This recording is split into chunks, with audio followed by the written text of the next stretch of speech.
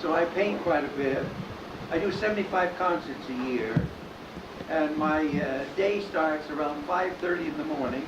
After I shower and shave, first thing I do, I write a love letter to Mrs. Skelton, whether I'm at home or away.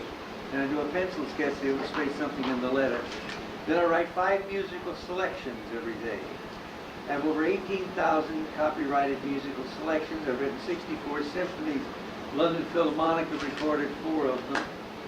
And then I can go out and do pretty much, and I write an outline for a short story every day. On Sunday, I take the best of the 7 stories and write a complete story. That way I have 365 ideas a year to work from, and 52 short stories, and 20 of them a year I publish and sell through my mail order business. I write a lot of children's books. I didn't intend to. They just turned out that way, you know. Then I'm pretty much done for the day. Then I do my concerts in the evening, and after the concert's over at night, I will get back to the hotel being 11:30, 12 o'clock. I paint till 2:30 in the morning. Any time to relax at all? Yeah, okay, about 3.5 hours sleep a night. That's So as much energy as ever? oh, I suppose a couple times a day I lay down in the gutter and go. That's bottom, you know. Entertaining any different now than it was when you first started? I mean, from your perspective? Years ago? Yeah. Years ago, I was in burlesque, and I can show you how they always ask about humor has it changed. I was in Wheeling, West Virginia, and they had a blue law there. On Sunday there was no shows, but there was a midnight show. And the midnight show, I got the show arrested with a joke that I did. We were all dressed in the gay 90 outfits and they're singing, "Tell me, pretty maiden, are there any more at home like you?" And I kneel in front of this lady and I say to her, "Would you like to take a little walk?" And she lifts her skirt to her ankles and she says, "I think it's going to rain." I said, "What?" She said, "I think it's going to rain." I said, "I'd like to see it clear up," and we got arrested. They arrested the whole show. How long ago was that? Oh, about 1926, 27. Things have changed. Oh, they certainly have. How will your show tomorrow night be different? Well, people will be surprised that they came. No, I go out in the audience, they receive a program when they come in, and whatever they want to see, things that they remember, of course I tell things that's not even on the program. But I do 2 hours. Sometimes it runs 2 hours, 15, 20. So the audience will be able to select what they'd like Right. to see? Why do you do that? Well, that's easier than go out there and they know what they came in for. And that way they're part of the show. There's no intermission. I do 2 hours right straight through. I know there's an awful lot of people who've been looking forward to seeing you very much. Well, thank you. I've been lucky every place I played. Ohio State Fair had 39,000 at the matinee and 41,000 at night. Phoenix, we had 22,000 people. Minneapolis, we had 15,000 in the downtown Civic Auditorium. And Costa Mesa, we had 4,500 people.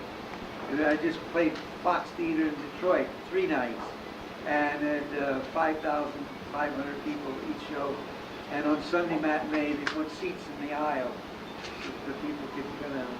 So I've been very fortunate. I do 75 concerts a year. What's the difference when you do a smaller town as compared to one of the bigger places? People are people. They're all the same. I don't think there's any such thing as a small town, because all I see is the airport, a limousine. I worked all my life to become recognized, see, and they give me these limousines with black windows. Then I see the hotel, the restaurant, and back up to the room and go to sleep, and then go to the theater. That's about all I get to see of the town. But I do go around and photograph a lot. Then I mail these home at night to Mrs. Skelton, and she runs them, and that way she's with me, you see. Has she saved all your love letters? Yes. As a matter of fact, they were all bound. Yeah. Will she let you publish them someday? No, I wouldn't publish them anyhow. She wouldn't either, I would think. Oh, they're What nice. haven't you done that you'd really like to Take the next breath.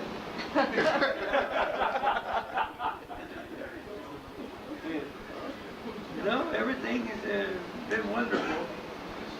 How about outside of comedy, sir? I understand that this recent ruling on the flag burning, you had an opinion on that. Well, I had that back in 1969. Could you repeat that? What is that? How do you feel about that? Well, in my show tomorrow night, I tell the audience about, I recite what the pledge means to me, the Pledge of Allegiance stuff. No, I think when they say that it would step on their Constitution, they're standing on their constitutional rights, they're not standing on it, they're trampling it. If they were truthful about this, the tax department, the IRS, they would close them down in 5 minutes. The Postal Service, which is no longer a part of the executive branch of the government, is one of the crookedest run things in the entire world. And yet they're doing this. They're supposed to deliver and collect and deliver mail. They're in banking, aviation, they're in condominiums, clothing, commercial stamps, the commemorative stamps, which, by the way, are made in Taiwan. So why don't they do something about these things?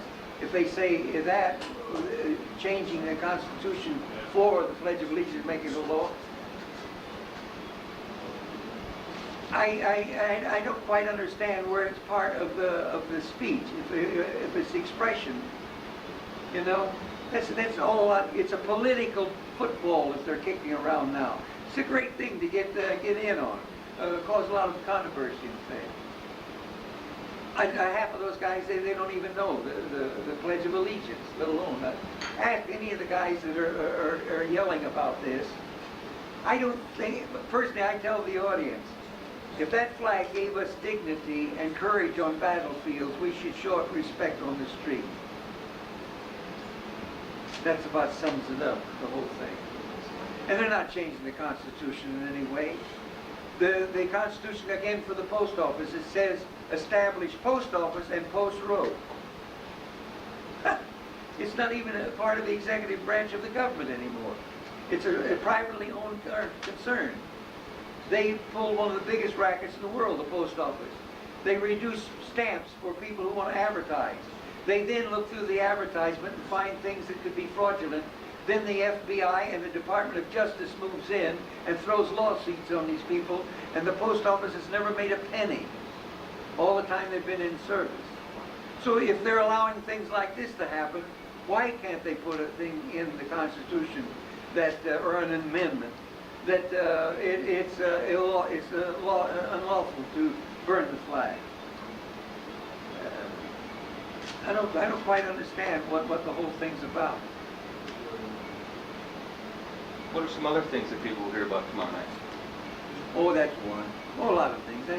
I'll find out things that are going on in town.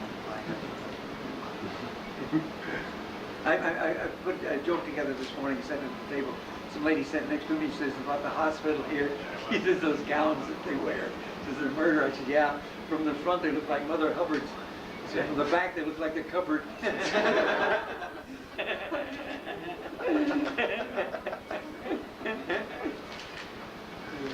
So Skelton, I'm sure many people will compare you with Bob Hope and George Burns. How is your comedy routine any different from theirs? Well, I have more body language to my things. I do pantomimes and things. And I don't actually do jokes, I do remarks, you know. And they just fit in so that people think that you're standing up there telling jokes. They're not really. That's why they remember them, I suppose. Remember things that you've done. Have people come up and tell me routines that I did, and I don't even remember.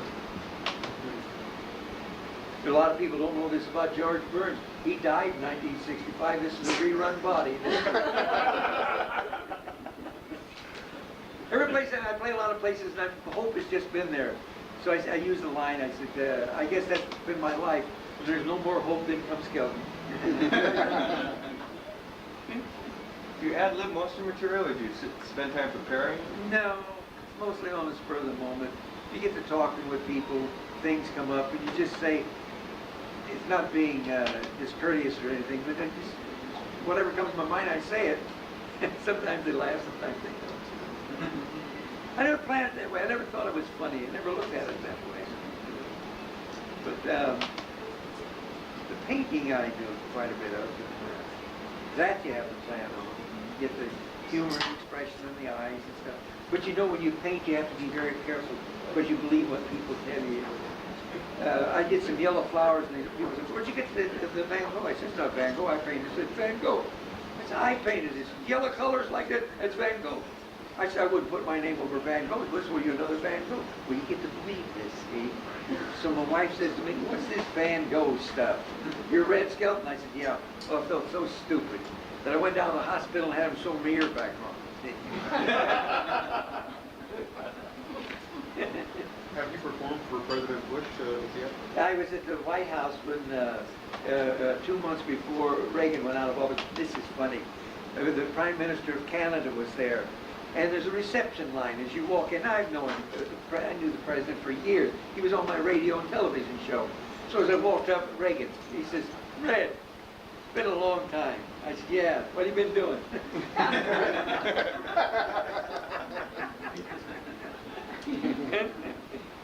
What is the chain around your neck? Oh, these are my baby teeth. I make jewelry. I didn't make the chain, but I made the rest of this. Prince Bernard of Holland gave me the tiger's teeth, so I put it on a onyx, and I carved the tiger. And then 7 years ago in New York, I received a Distinguished Gold Medal of Honor from the Masonic Lodge. I put that on the back. Beautiful. So I wear it. Is it a good luck piece for you? Well, I haven't lost it. I guess you call that good luck. Have you ever thought of running for president of the United States? Yeah, I ran for the border once. No, I don't get into politics. I figure, why pick on it? To me, it's like riding a Texas steer. You know, point here, point there, a lot of bull in between. Although this last election, I got kind of wrapped up in a little with this guy from Boston, this Dukakis, you know. Yeah. Sound like a fertilizer to me. Put some Dukakis on that plant over there. And he sure made that bush bloom, though, didn't he? That I could never figure out either. They shake a bush and a quail flies out. That's another thing. I don't understand why they pick on this dear man. They talk like the National Guard was something to, you know, be ashamed of. They did a pretty good job during the war. You know. Can I ask you your age, sir? Yeah, it's 77. I would have been 78, but we spent a year in Des Moines.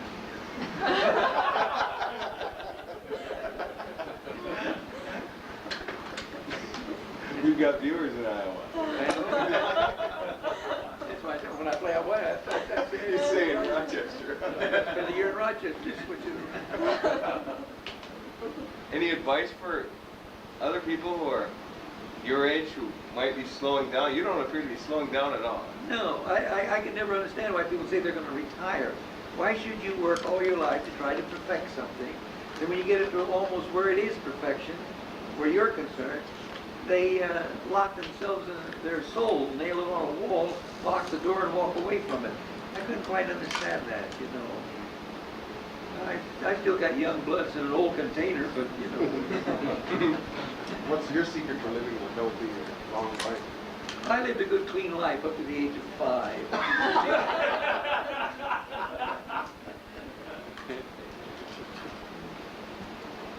Do you smoke that cigar, or is that just No, a prop? I don't smoke. I don't smoke. On the airlines, the attendants will come up to the girls and say, Skelton, you can't smoke on the plane. I said, I'm not smoking. You got that cigar in your mouth. I said, I got my shoes on too, but I ain't walking. One little lady on an airplane, she says to me, you're not going to light that thing up and pollute the air, are you? I said, not if you promise not to start your car when you get out of the plane. So you just carry it around? I carry it around. I write the commercial for the United States Tobacco Company. And you have to use the product or you can't write the commercial. Did you ever smoke? No, never did. Don't smoke. I don't drink. I had a half a beer last night. No, I'm not against any of those things. Right now I'm up against them. What do you like to do when you're not performing? Oh, I write stuff about music, keep myself busy. I never get lonesome because if I get lonesome, I sit down and I write a story. And then I can vent my feelings through the characters that I'm writing. Where do you get the ideas for your stories? Just by talking to people, walking down the street, and seeing things that happen, you know. Do you also write poetry? A lot of poetry, yeah. Mostly from Mr. Skelton. Things when there's a point that I want to get off, that we never have an argument, you know. I tell people, we've been married a good many years, we've only had one serious argument, but I learned a great lesson from it. When we first married, I got angry, and I took a swing at her, and I didn't see her for about 5 days, and finally my eyes started to open.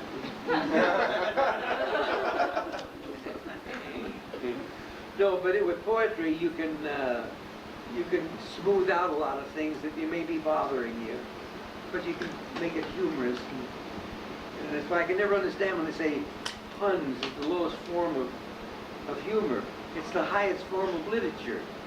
Poetry is puns, you know, making the words rhyme together. So I can never understand these things. People get in their minds. Do you write mostly rhyming poetry? Yeah, I prose and yes. Is it therapeutic for you? What do you heart? Is it therapeutic for you? No, eating's that for me. Do you like poetry? Yes. Yeah. Do you have any heroes? Have any what? Heroes? Oh, Fred Skelton is a hero to a lot of people. Do you have any? I have people. I like everybody, you know. I don't hate my enemies because I made them. Yeah, I think everyone's important. What they're doing is very important. You want to play a big part. All in the center of the hub of the thing. We're just all part of the spokes. And this thing called culture and things is the rim that kind of holds us together. Sometimes it'll get in a rut, stays there for a while, then the wheel will get out of there, and it starts turning around again and pushing back right on. We're on that cycle now in show business with the 4-letter words and stuff. You know, I don't appreciate that. I don't think the audience does. I don't think anybody should have to pay money in a box office or invite into their home to hear things they could read on public bathroom walls. Yes. How do you feel about the arrests of those members of that rap group, True Life Group? I have been following it, number one. We're just wondering, as an artist, does that concern you that the government is saying that things are obscene and you can be arrested? That's what you've got to watch about, like with the Pledge of Allegiance and with the flag. This is what they're trying to do. They've got all these inside things that they're working on and to take over. Now that's what the post office is trying to do. The post office is behind this. That's why I have a great dislike for the post office, because I own the post office in Corpus Christi, Texas. See, the government doesn't own the post office. They rent them. They rent the building. They tell you how they want it built, and you do it, and then they pay you the rent. And what they're trying to do is to take over the art world. They're trying to take over music. Because it's going to be the same thing there, too. Unless the artist does all the work, they say it's worthless. Well, how can these people make rules like this when you, in a post office, to hire the people to begin with? You start off, you're the janitor. They may let you go to the airport to pick up some of the mail and bring back in bags. Then you're moved up to sorting mail. Then you work yourself up to a postal inspector who stands behind a Hoover mirror and watches these guys as they're flipping this stuff out by the Thiel of special delivery letters and stuff. They flip this stuff up and they throw one in there, and that's all this guy's supposed to do. And they're the ones that are in control of all this. They're the ones that says that this is vulgarity and stuff. I've never seen anybody walk up and grab me and say, "Come in, you got to hear this." I walk away from it. You don't have to listen to it. They must want it. That's why it's there. I don't think pornography does anything for anyone, but it's been around since the beginning of time. They even had Michelangelo arrested for making dirty statues in the backyard. This is true. David, he went to jail for this. You got that nude man standing here, big tall guy. And finally, all of the work that was done for the Catholic Church, that was all nudity and everything, and that's why they put a little frail piece of gauze in front of them. Do you miss not being on television? Every chance I get. Because I would imagine there's a whole generation of young people growing up that probably never heard of you. Well, a lot of them now, they come up, the mother will say, "You know who this is?" They say, "No." This is Red Skelton.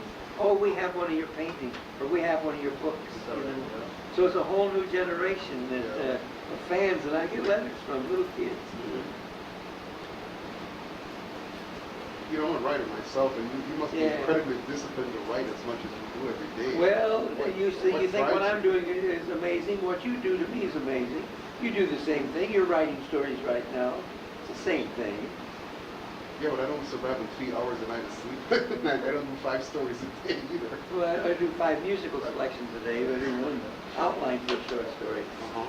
How did you create that kind of discipline for yourself? What, dear heart? How did you create that kind of discipline for yourself? Well, number 1, I have a government to support.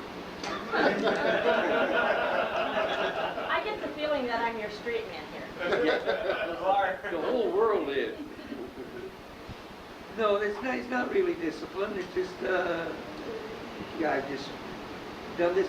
I think I get it from my grandmother. My grandmother, my mother said you had to burn the midnight oil or you would never become a success in life. So I thought that meant stay awake after midnight, you know, truthfully. But my grandmother was an amazing lady. She was 102 years old when she died. And she was in her bedroom and we were in the living room and she said, would you talk louder? I know that I'm old and that I'm dying, but I still may learn something. So I think basically that's what it was. And she had wonderful lines, like she said, don't take life seriously. You're not going to get out of it alive. You know, things like that. And her last words, we all laughed when she died. We couldn't help ourselves.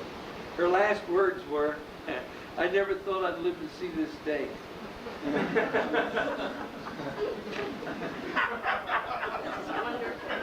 that great? That was her last words. We all stood there and started laughing. I always love that too when somebody said, well, that's the way he wanted to go. He didn't want to go to begin with.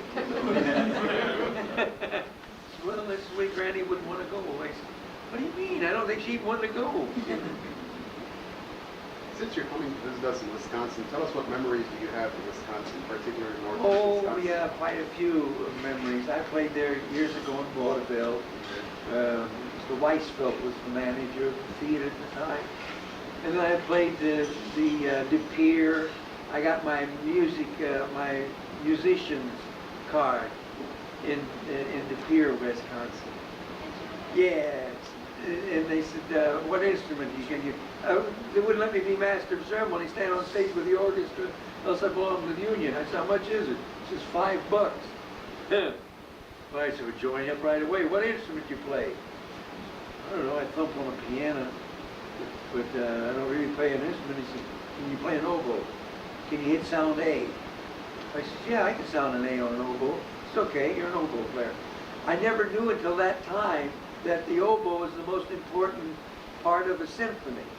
They all get their key from there. He sounds A, and that's when they say, give me an A. They go, A. So that's the most important instrument in the orchestra. So I joined the union, but since then I now have lifetime membership. Do you play any other instrument? No, just piano. What got you started in writing music, writing symphonies? Well, I'd hear these tunes and I just put them down. Everyone writes music. They just don't put it down, you know? If you were to sit down, or just as you're walking around, put a recorder on you. And as you're working, you start to use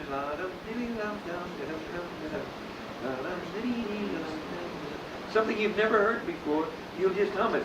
Play it back. If you can't write music, get somebody to take it down, you've written a composition. Music is there. If you could turn on a knob and get music out of the air on the radio, our bodies are the same kind of antennas. We send up these things, we get these vibrations, sounds of the earth, and we duplicate them. And everyone can do it. Like I play a lot of colleges, and the kids say, I can't paint. I said, can you write your name? If you can write your name, you can draw, because writing is drawing. One kid says, I couldn't draw a straight line. I said, do a picture of an earthquake. Does that same kind of music come through in your stories? Kind of, yes. The books, it's musical. It's descriptive writing, like Guy de Maupassant. I write almost like that, not like, I don't know, or O. Henry, those things. Porter, his name. Are you commissioned to do these symphonies, or you just do them strictly? No, I was commissioned to do for the Kennedy Performing Arts a ballet, a comedy ballet. They don't have many comedy ballets. And Mr. Black, who was the head of it, wanted me to do this ballet for Margot Fontaine, and it was called The Baker Boy. I gave each dancer 10 compositions to choose from to dance to. And they thought this was just wonderful. They said, they're great. So then they said, now we'll need you for about 6 months to sit down with the choreographer. I said, what for? He said, well, we got to put each move with each note. I gave them their money back. I said, you know what I earn in 6 months? I said, I don't need the money that back. So they never did do that, but I still have a ballet called The Baker Boy.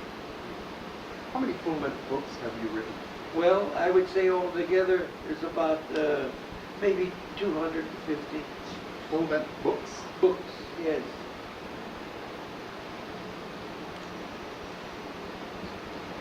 You've done your autobiography so far? Since I was 10 years old. I write down every night 5 things I never knew before, 5 of the most important things that happened that day, 5 of the most interesting things, and 5 of the most humorous things that happened.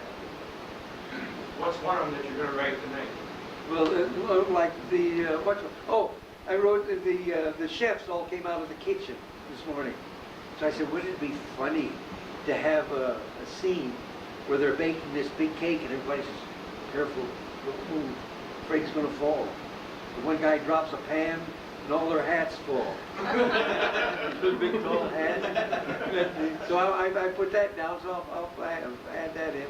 Then the nightgown thing, and I said, one of the doctors here at Mayo Brothers saved my life. I was sick, I sent for him, he didn't come.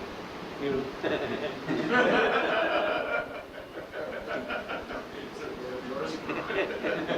Yeah. Well, I said, if I was going to have this operation, and the doctors, according to the records, they got me just in time. They waited another day, I wouldn't have needed the operation. I got a cute joke. The guy walks up and he hands this, a plumber, hands this guy a bill for $150. He said, what's that for? He says, my bill. He said, $150? He said, I get $75 an hour.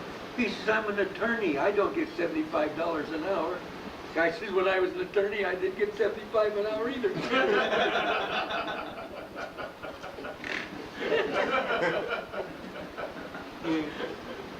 So were you here in town at the clinic as well then? No.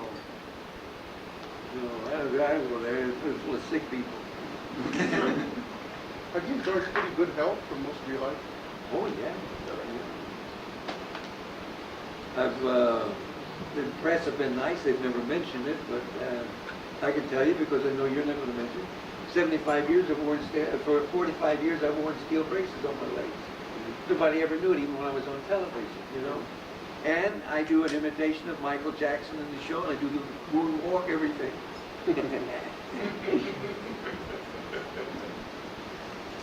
But you limit yourself to 75 shows a year. I was doing 150. Yeah, That kind of that's just down. too much for you? Well, it's not too much, but I like to be home once in a while. I'm on an airplane 150 times a year. You know. How do you go about selecting particular shows to perform? Well, they call and say, do you want to play at a certain place? I say, how far is that from so-and-so? And they say, oh, it's about 200, 300 miles. It's okay, I'll play. You know, because I never go back to a place. I did play Minneapolis and Milwaukee. I played Milwaukee 3 years in a row. But the third year was for the Budweiser people. And they paid $100 a seat to help raise money for the big parade that they have. But then I played Minneapolis. I played Northrop. Is that Northrop? Yeah, Northrop. I played the State Fair, and then I went back to Northrop again.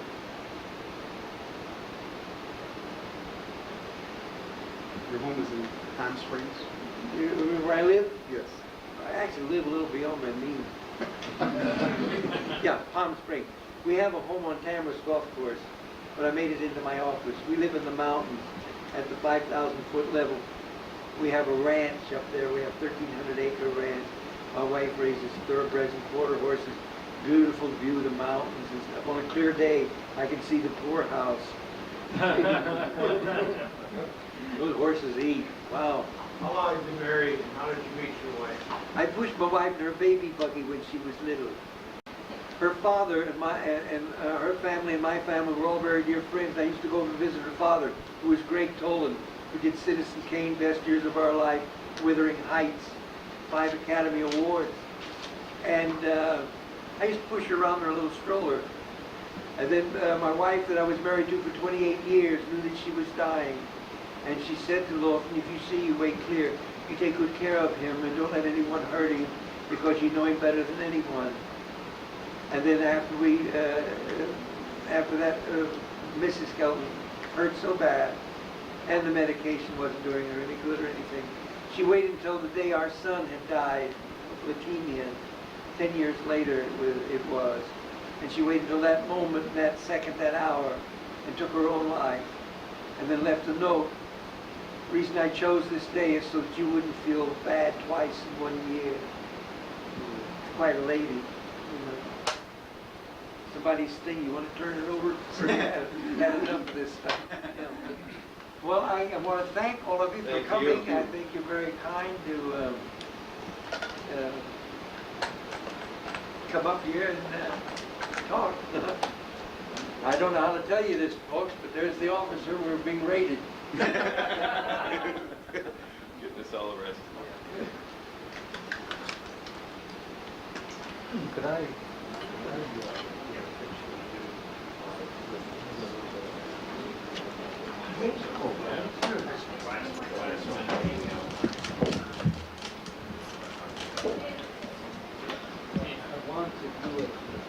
Excuse me, that's okay.